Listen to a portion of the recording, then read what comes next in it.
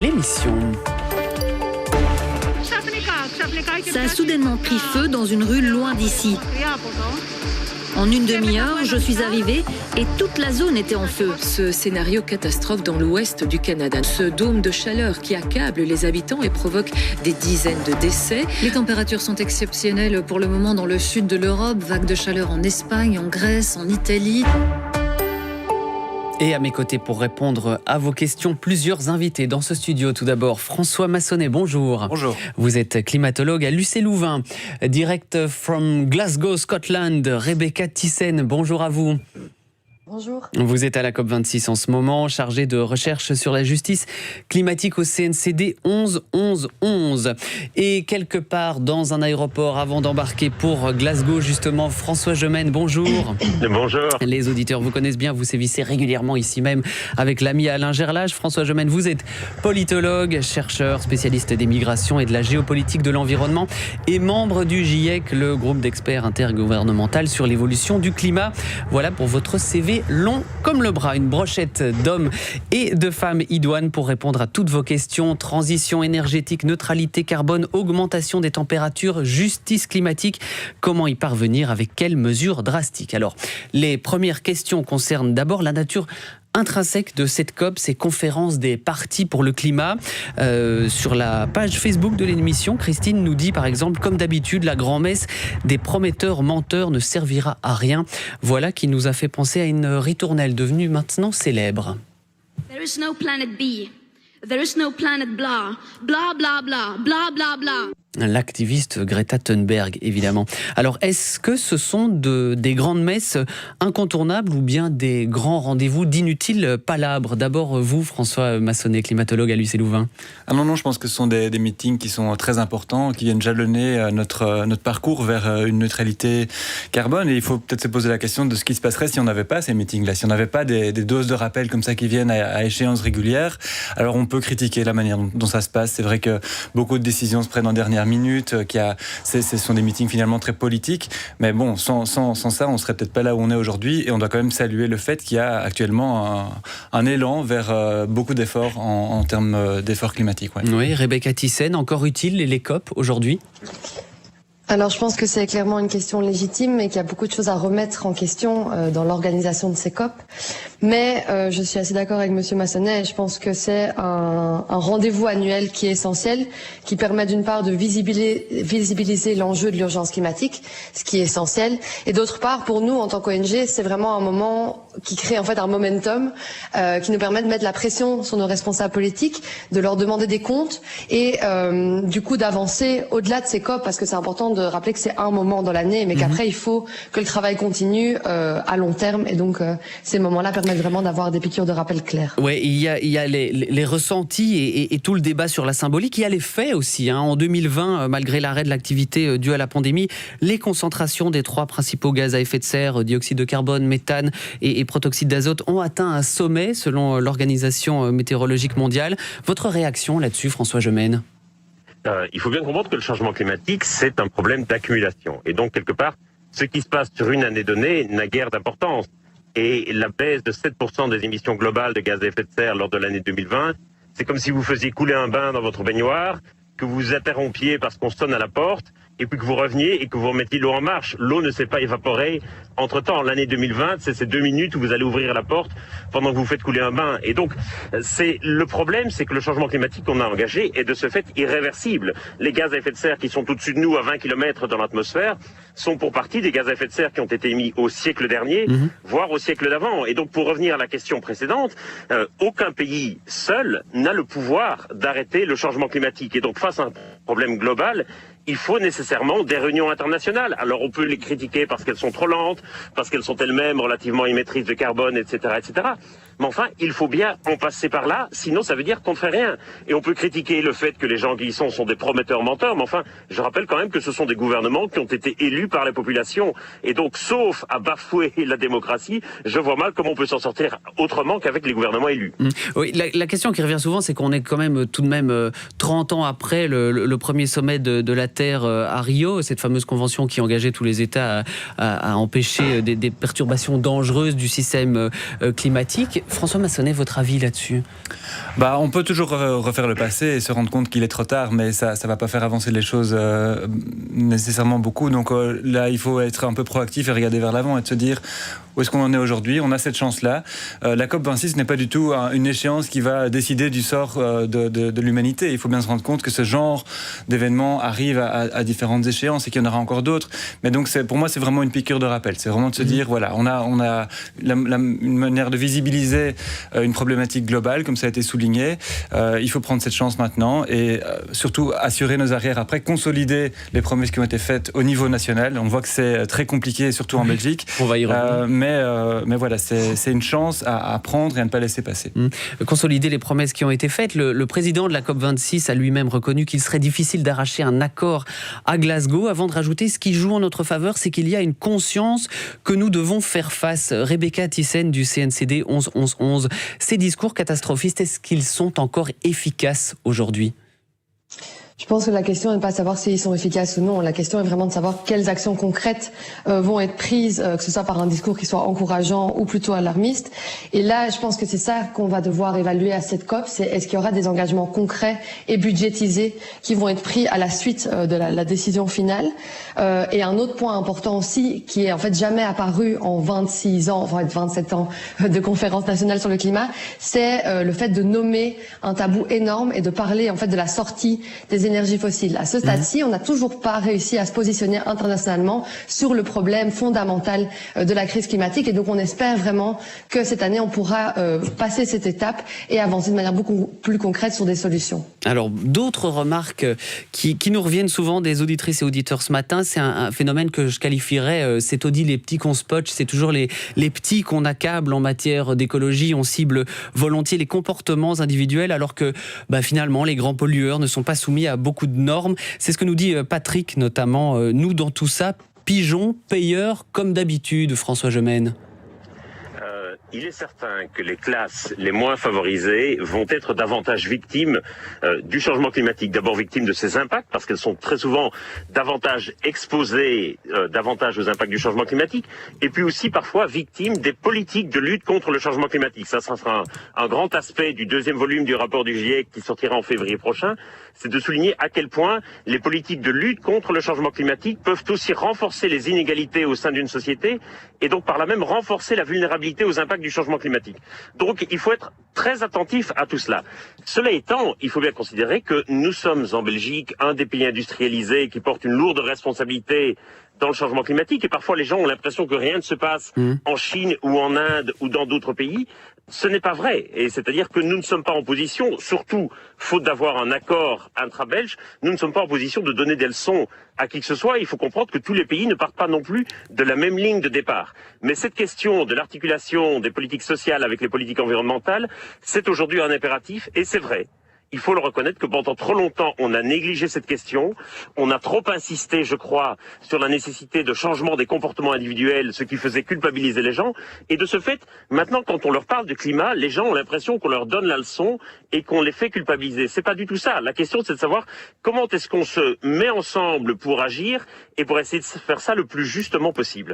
Rebecca Thyssen, là-dessus, je rappelle que vous êtes chargée de recherche sur la justice climatique, justement. Oui, donc je suis totalement d'accord avec ça et je pense qu'il est important de rappeler que les gouvernements ont entre leurs mains 3/4 des leviers d'action possibles pour vraiment nous mener vers une transition bas carbone. Donc j'entends que les comportements individuels sont bien sûr essentiels, mais ils ne sont pas suffisants pour atteindre nos objectifs climatiques. Et donc il est vraiment urgent que nos politiques mettent sur la table des garanties, des alternatives pour permettre à l'ensemble de la population d'atteindre les différents objectifs de l'accord de Paris. Par ailleurs, dans la question de l'auditeur ou l'auditrice, je ne sais pas, il y avait aussi la question des entreprises.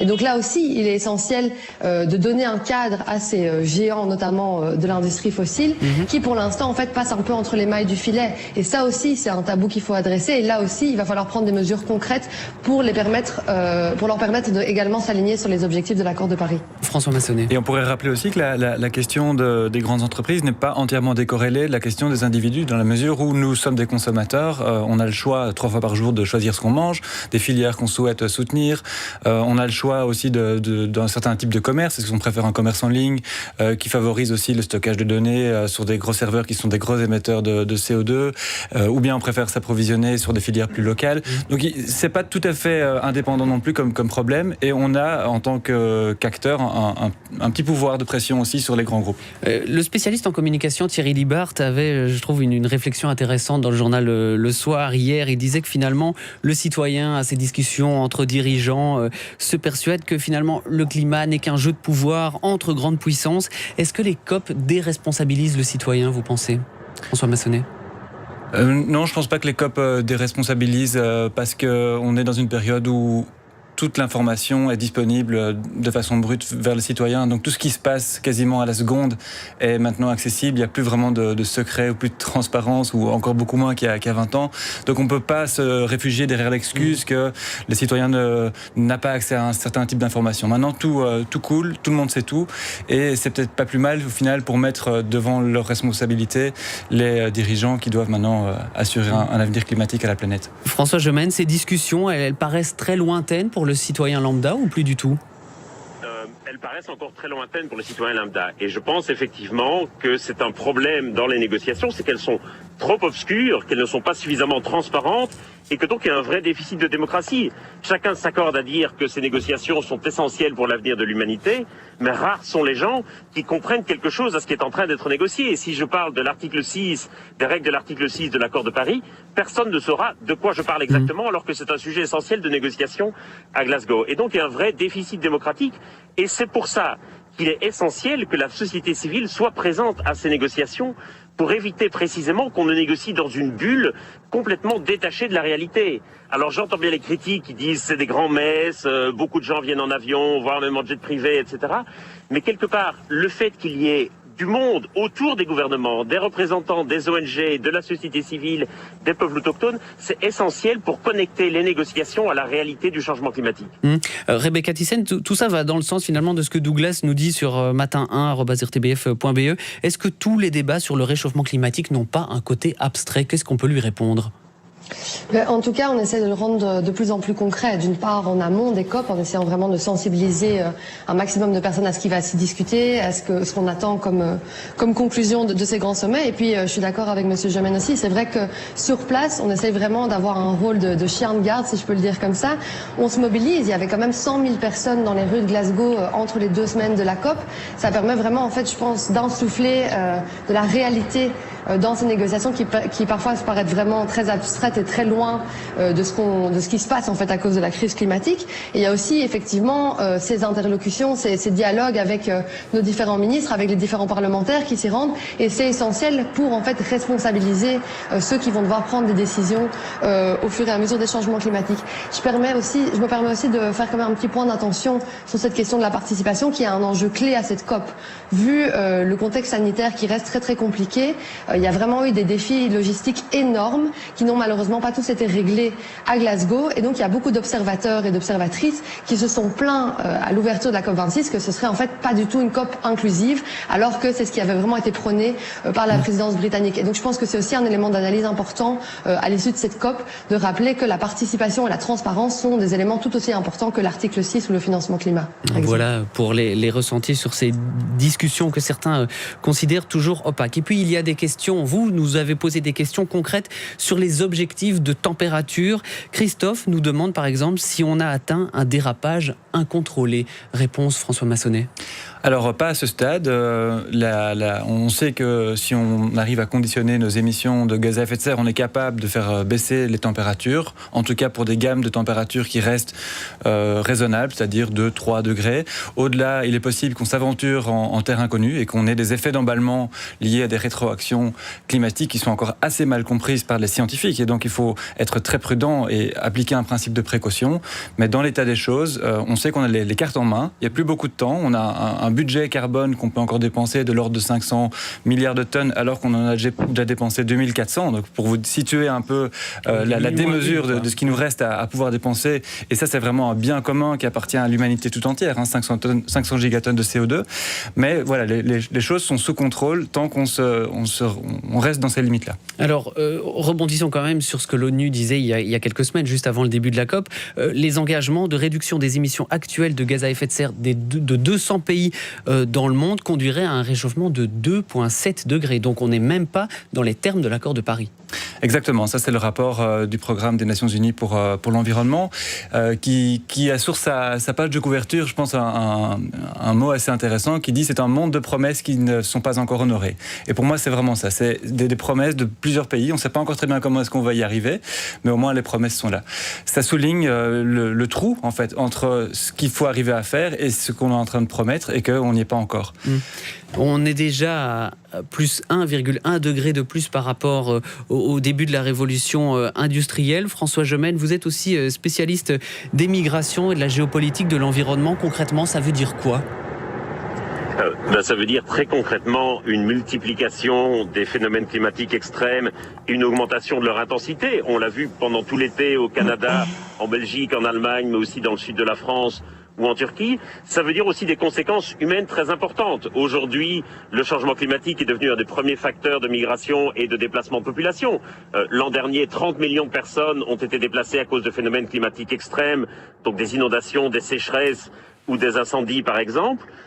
C'est aussi un facteur de tension géopolitique important, notamment certains conflits en Afrique subsaharienne, je pense au Nigeria, je pense aussi à des conflits locaux dans la région du lac Tchad, sont directement liés à de la compétition pour les terres, parce que notamment des bergers nomades ne parviennent plus à trouver des terres pour faire paître leurs bêtes et donc convoitent des terres d'agriculteurs sédentaires. Et donc c'est un vrai facteur de tension également.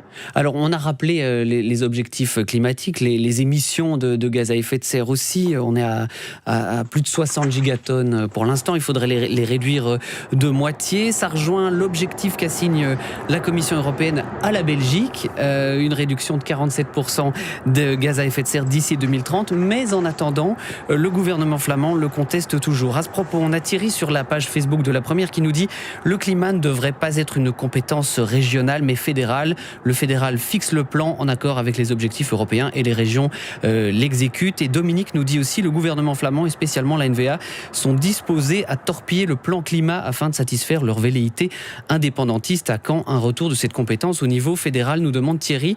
Réponse François Gemenne, à quand une compétence unique fédérale du climat en Belgique ? Je plaide depuis longtemps pour que ça soit effectivement une compétence qui soit refédéralisée.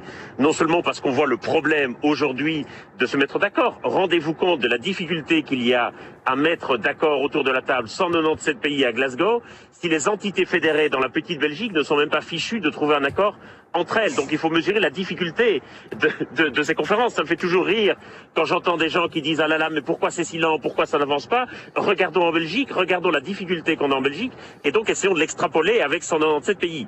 Et puis l'autre problème, c'est que la représentation politique de la Belgique change d'année en année, puisqu'il y a un principe de rotation des ministres, notamment pour représenter la Belgique dans certaines négociations. Ça veut dire que quelque part la position de la Belgique est affaiblie parce que ce n'est jamais le même négociateur que les partenaires ont en face d'eux. Et donc je pense effectivement qu'il y aurait une nécessité de refédéraliser cette compétence. On voit bien aujourd'hui la démonstration par l'absurde de ce que l'éclatement de cette compétence entre les différentes régions donne comme résultat. François Massonnet, climatologue à l'UCLouvain. Oui, la nouvelle qui est tombée hier, je ne sais pas comment il faut la prendre. Est-ce que c'est risible, c'est déplorable, c'est pathétique, je ne sais pas. Mais moi, ce qui me choque le plus dans cette histoire, c'est que on sort d'un été qui a été un des pires au niveau des catastrophes climatiques en Belgique. Et donc on a eu vraiment ce rappel à l'ordre de Dame Nature qui nous rappelle que le changement climatique, c'est pas comme il y a 20 ans quelque chose qui est lointain et qui se passe chez les autres. C'est quelque chose qui se passe maintenant et qui se passe chez nous. Et donc je me demande vraiment ce qui se serait passé si les inondations, par exemple, avaient eu lieu en Flandre. Est-ce que ça aurait été suffisant pour actionner un changement d'esprit aussi dans cette démarche-là ? Donc voilà. Maintenant, comme ça a été dit au début, il ne faut pas non plus trop dramatiser. On sait que ce genre de négociation prend un peu de temps avant d'être consolidé. L'accord de Paris, au final, n'a été ratifié que quelques années plus tard que 2015 en Belgique. Donc je pense que les négociations vont continuer. Et en fait, la Flandre est peut-être en train de se mettre du mauvais côté de la barrière aussi, parce que les décennies qui vont venir vont être, et n'auront pas le choix pour ça, vont être éminemment axées sur une transition écologique. Et donc il faudra se mettre en ordre de marche à ce niveau-là. Alors c'est, excusez-moi, une antienne qui revient souvent aussi à l'occasion de cette COP26, les ambitions de neutralité carbone affichées par les États et les entreprises.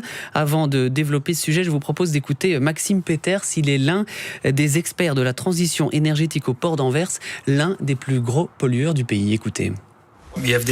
Nous avons l'ambition de devenir un groupe climatiquement neutre en carbone et nous voulons avoir un rôle de pionnier en la matière. Aujourd'hui, bien sûr, nous représentons une grande partie du problème, nous le reconnaissons. Nous émettons par an 14 millions de tonnes de CO2 en provenance de l'industrie, 18 millions de tonnes en tout pour le port.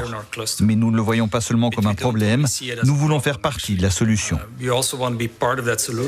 Une interview signée Pascal Bollekens. Alors 18 millions de tonnes de CO2 émises par an rien que pour le port d'Anvers qui vise, vous l'avez entendu, la neutralité carbone. Rebecca Thyssen, est-ce réaliste? Peut-on croire que les entreprises les plus polluantes vont sauver l'humanité du désastre qui, il faut le dire, elles ont aidé à créer? Alors je reviendrai d'abord peut-être sur le terme de neutralité climatique qui est maintenant un mot que tout le monde entend régulièrement, notamment suite au dernier rapport du GIEC sur un réchauffement à 1,5 degré. Je pense qu'il faut le prendre avec beaucoup de précaution parce qu'en fait ça peut vouloir tout et rien dire et surtout rien à l'heure actuelle malheureusement. On voit en fait souvent que dans les nouveaux engagements de neutralité climatique, que ce soit pour la Chine, l'Inde, Total, Shell, il y a très peu de remise en question du modèle économique dans lequel on est actuellement qui contribue énormément à la crise climatique. Donc, pour moi, ça peut vraiment être complètement une fausse solution, de la poudre aux yeux et une manière en fait de faire croire à tout le monde qu'on est en train de changer drastiquement son attitude polluante, alors qu'en fait, on va continuer de polluer tout autant, mais en trouvant une manière de compenser. Il y a eu un rapport très intéressant à ce sujet d'Oxfam qui a comptabilisé le nombre d'engagements de neutralité climatique qu'on pouvait comptabiliser aujourd'hui et qui s'est rendu compte que s'il fallait compenser tous ces engagements-là via l'implémentation de différentes forêts, on devrait se retrouver à 6 fois la superficie de l'Inde et donc n'avoir plus aucune surface agricole disponible pour nourrir la planète. Donc on est en fait dans une course à l'absurdité en se disant qu'on va trouver des solutions pour continuer de garder exactement le même modèle économique dans lequel on est aujourd'hui. Donc ça c'est vraiment un point important quand on parle de cette neutralité climatique et de faire attention qu'on doit parler de réelles émissions, donc plutôt de zéro émission plutôt que de neutralité pour être sûr d'atteindre les objectifs de l'accord de Paris. Oui, c'est une question de Jean-François. Peut-on espérer verdir le système actuel où la neutralité carbone n'est-elle qu'une fumisterie possible grâce à la délocalisation des activités polluantes, François Gemène? Mais je dirais que Greta Thunberg avait une belle formule sur la neutralité carbone. Elle disait, moi je vais faire la neutralité du langage. Chaque fois que je profère un juron, juste après je dirais quelque chose de gentil. On voit bien à quel point ça peut effectivement mener à une situation de statu quo, cette question de la neutralité carbone. Et donc moi, plutôt que d'avoir des objectifs lointains de neutralité carbone, je préférerais vraiment qu'on s'engage sur une trajectoire et que quelque part, on se dise qu'est-ce que je vais faire maintenant, qu'est-ce que je vais faire l'année prochaine, sur quelle trajectoire est-ce que je m'engage. Parce que souvent, ces objectifs lointains de neutralité carbone en 2040 ou 2050, je suis désolé de le dire, mais ça ressemble un peu à des promesses d'ivrogne, parce que ceux qui prennent ces engagements ne sont pas ceux qui devront les tenir. Combien de premiers ministres, combien de PDG aura-t-on épuisé d'ici 2040 ou 2050 ?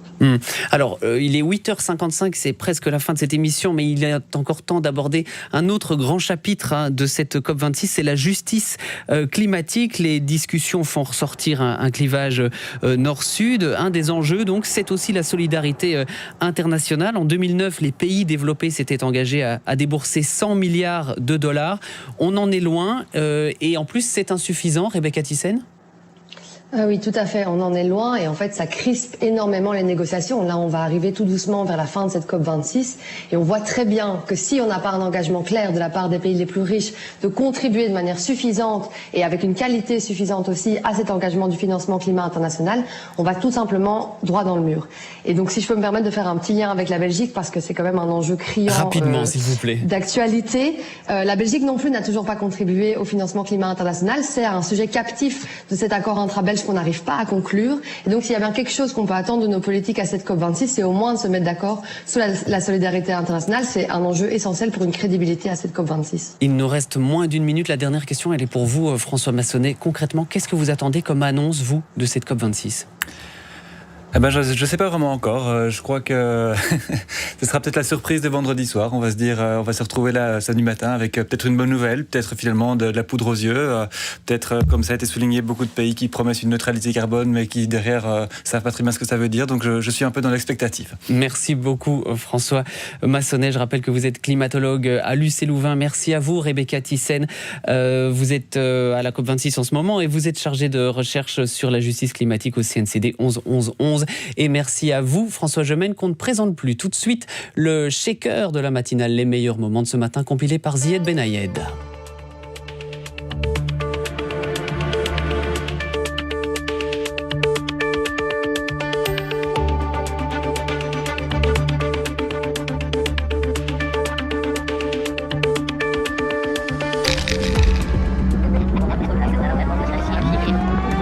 Le scénario le plus optimiste, si toutes les promesses à long terme dont je vous ai parlé sont respectées, ce serait une augmentation de température de 1,8 degré.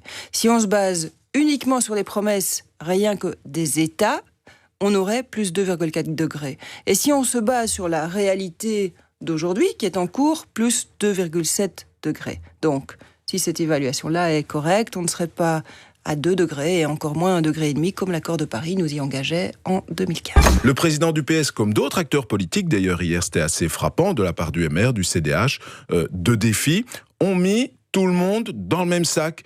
Et il semble plus se délecter de voir écolo échouer que du climat lui-même, car tous ces acteurs ne disent pas comment il aurait fallu arriver à un accord avec un gouvernement flamand qui exige du sud du pays les efforts qu'il ne veut pas faire. Cela étant, cette affaire est un échec pour les 3 ministres écologistes, c'est incontestable. La Wallonie n'a pas vocation à être l'usine à CO2 du pays. Et donc, moi, je m'inquiète quand même de voir ce processus qui impliquerait que toutes les centrales au gaz sont en Wallonie, avec toutes les conséquences négatives aussi pour les riverains, pour les gens qui habitent autour de ces centrales.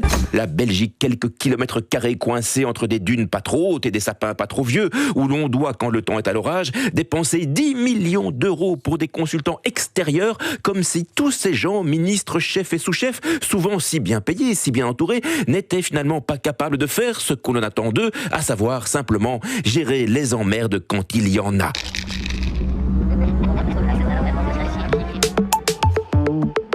Pour ne plus rien manquer de Matin Première, abonnez-vous à la newsletter sur rtbf.be/matin1.